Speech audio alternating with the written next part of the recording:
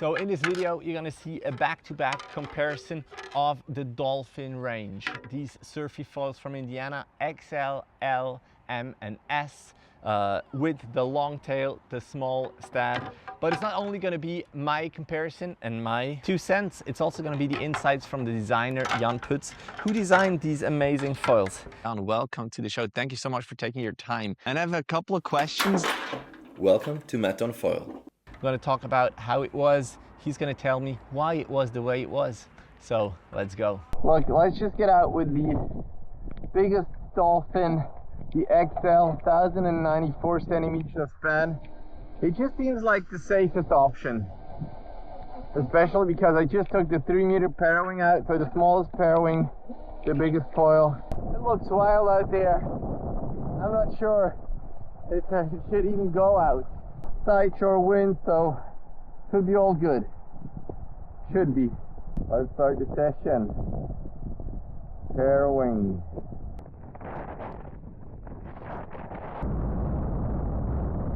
Alright, first go with the XL. Too pricey to get on foil. Should have put the mast a little bit more to the back just because, you know, there's so much lift in the front. For these bumps, it's probably the right foil. Let's see if that's true or not, because the bumps are super slow, not super big. Let's see. Let's change. Let's downsize. It's a big range. I tried them over a couple of months now, and I made a back-to-back comparison where I just downsized one after the other.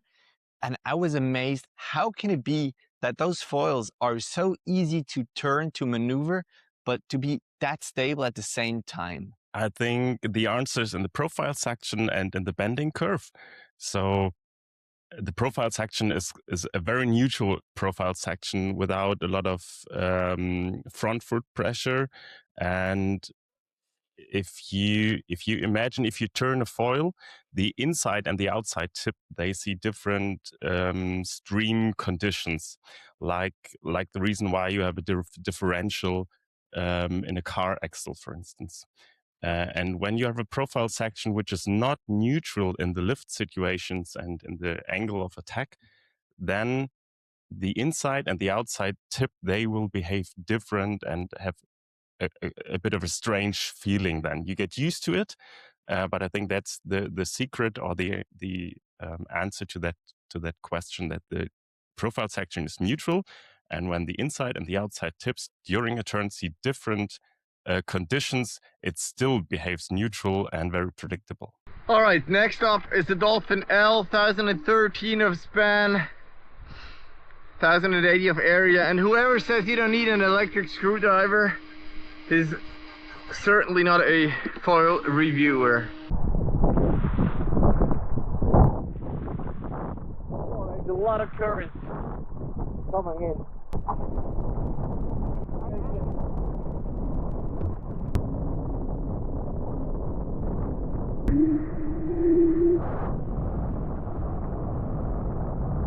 Look, honestly, doesn't matter which foil I use.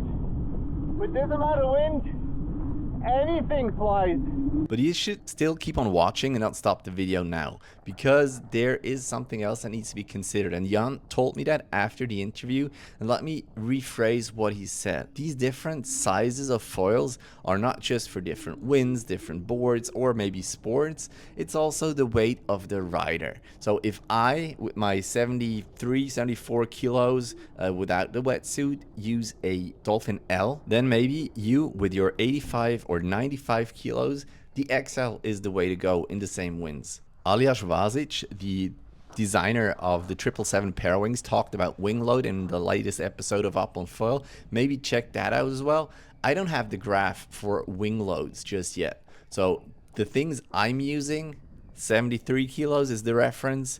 Me, as you can see, maybe a little bit above average rider, but yeah, that was for the Dolphin L. Very nice, very fun, but still a little bit too big in these winds. If there are a lot of gusts or lulls and you need to pump a lot, then go with a bigger foil like the L, but that's nothing new, right? In the next part, Jan is going to talk about profile sections and why that is important. You know me, I'm not a ripper. I don't make crazy turns, but this foil made me want to turn, which is special, which is new to me. And also, like, getting out of a turn is super easy. It felt kind of like snowboarding on a perfect slope, carving, getting out of carves. It was very streamlined. It was very easy to turn. That was amazing. It is. I'm gonna thank you a lot for these foils, man. That's really cool. But what amazed me the most, because what I've seen, that these are super thin, right? It's Like, a very thin profile section, yes.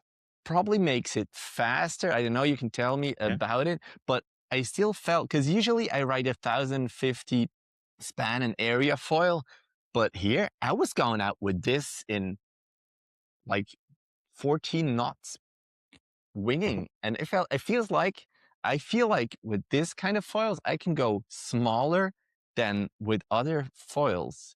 Is that something you've experienced as well? Is that even true? What do you say to that? It's a beloved marketing promise. I think you can take one smaller. I think everybody is progressing in his ability. So from time to time, of course, you can go smaller because you're progressing your skills. Okay, makes On sense. the other hand, yes, it's true as well in terms of confidence. As long as you're confident with your foil, you can go one size smaller. So it's not only about lift and foil performance in terms of lift, but I think it's related to the confidence you have with the foil. And if you feel it's predictable and doing what you want, and that's the situation when you can go one size smaller. All right, let's get out with the 925. My favorite foil so far. Let's try another approach. Like, the current was crazy before. I could barely get out. Let's see if I can get out where the rocks are. Yeah, usually not the best idea to get out where the rocks are. I'm not familiar with anything here.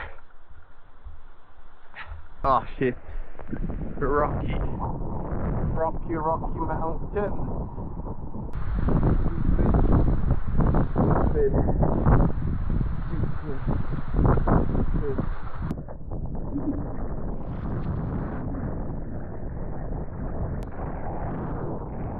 Let's go.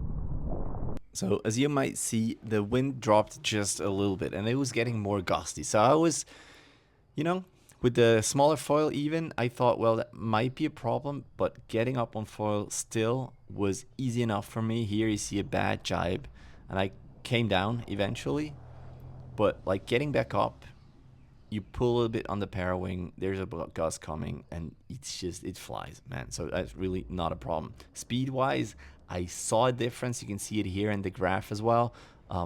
Also because I felt super comfortable. Like, you are faster on a foil, you feel comfortable, and this is so comfortable. And then I thought, all right, let's go down the waves and see how it behaves on these small bumps. And it was, again, the low end is so impressive. Like, here, I'm going quite fast, I would say, but even if I got slower and had to pumpability is still pretty good, I think. Compared to other ones, you have to be more precise, I would say, but still, it works super well. So here, really, wow, impressive. And if you don't believe me, here I try to enter the harbor again for some pumping. Here I stashed the para wing, or collapsed the para wing. I was able to pump quite a long time here. So yeah, great stuff. Man, this is epic. Low end, incredible. Top end, I think I haven't found it yet. It is so fun. Let's downsize one last time. Can you just like take the cursor and downscale it, or is there more to that? There's more to do. They are somehow scaled.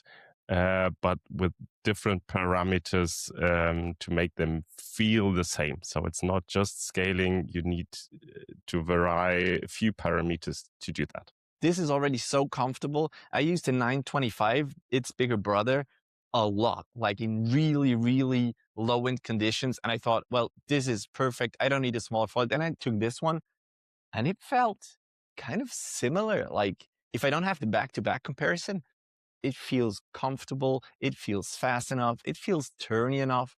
So I'm not even sure why I would downsize. Let's just make another tiny change. Damn it, these foils are fun. It's crazy. Am I crazy? This is so easy, but so playful at the same time. It's time to unpack Dolphin S, the littlest of the bunch. 827 off span, and the error is 720. It's the last one here, and they keep getting better. So let's see how far I can go with that. Can it be too small? Let's see. Also, can I just say something about that cloud? This is the cloud 1, which is the one with the thicker material. No need for thin material if there's strong winds like today. I don't even know how much wind there is. I'm sure it's over 30 knots. But this Parawing has epic deep power. Like, if I feel a gust coming, I can just hold the front lines and let's just see if I don't stand on a crab here. They look so mean. Look at these bad boys.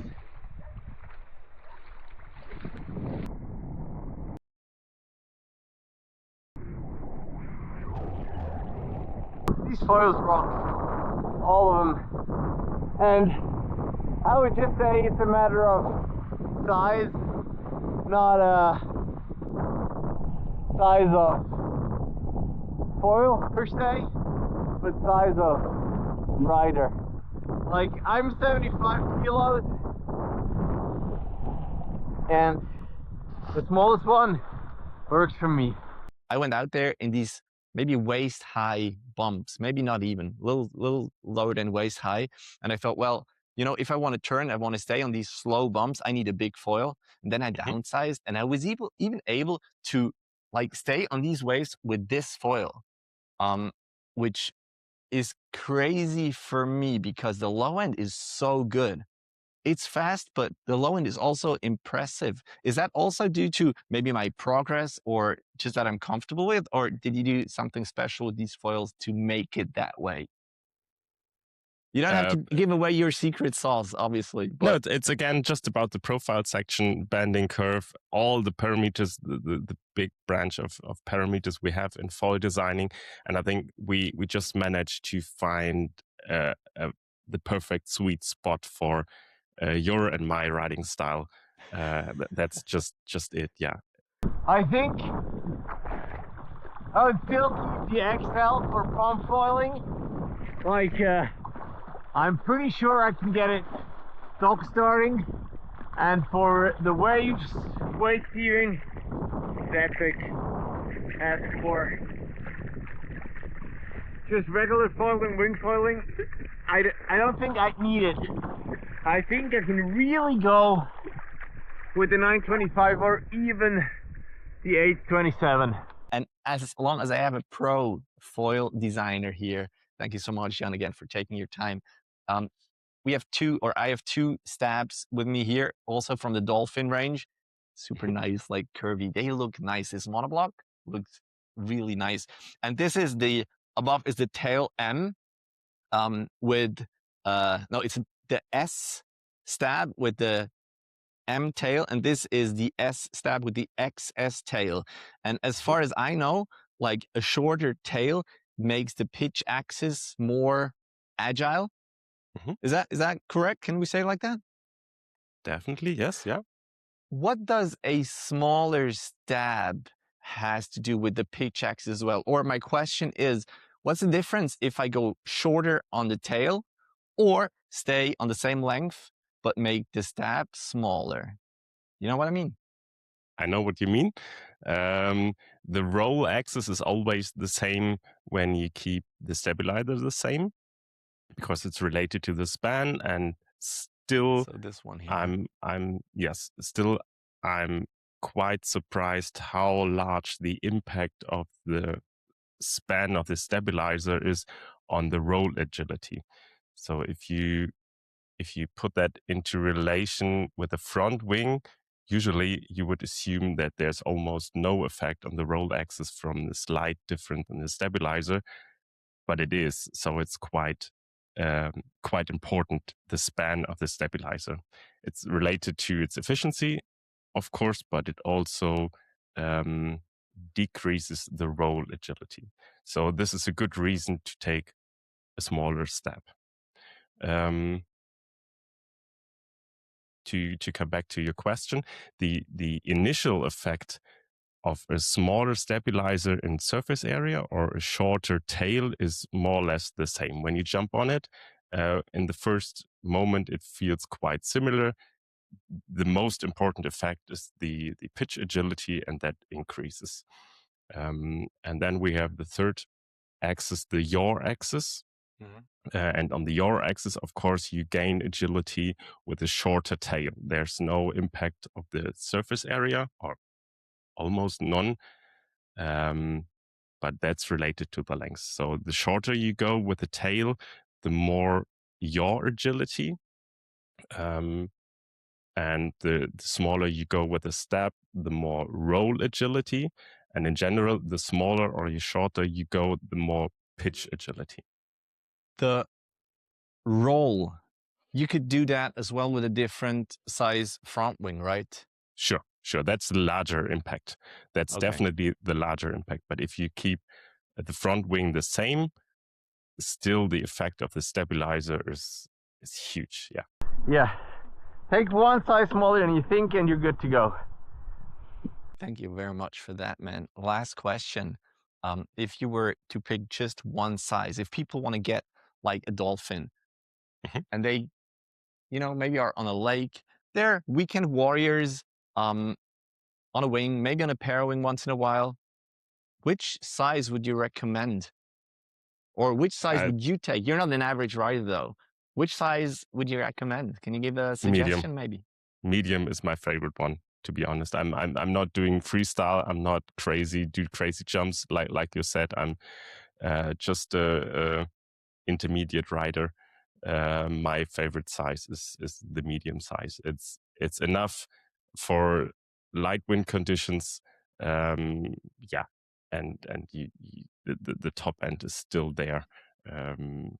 I like to flag out the wing or stack the para wing and to go with the waves, and there you just need a little bit more surface area if you're not super professional in connecting the different wave quests. So yeah, medium is the answer. It's my favorite. If I have to choose one foil with the airplane, or if I don't have enough space in my car, and medium would be the size. It's what a bit of a boring answer, but no, it's fine. I get that 100%. That would be my pick as well. What tail would you take? Would you take the bigger one? S, and then depending on the conditions. If it's more a pumping style, definitely the more pitch agility, or I want the maximum pitch agility. So the short one. And for winging, I think the larger one is also really nice.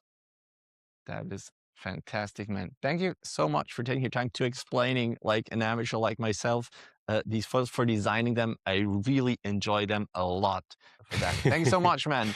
I hope you have a good next session and hope to see you soon. Models, sorry man, but you're not getting these foils back. Look how tiny it is. That's been it.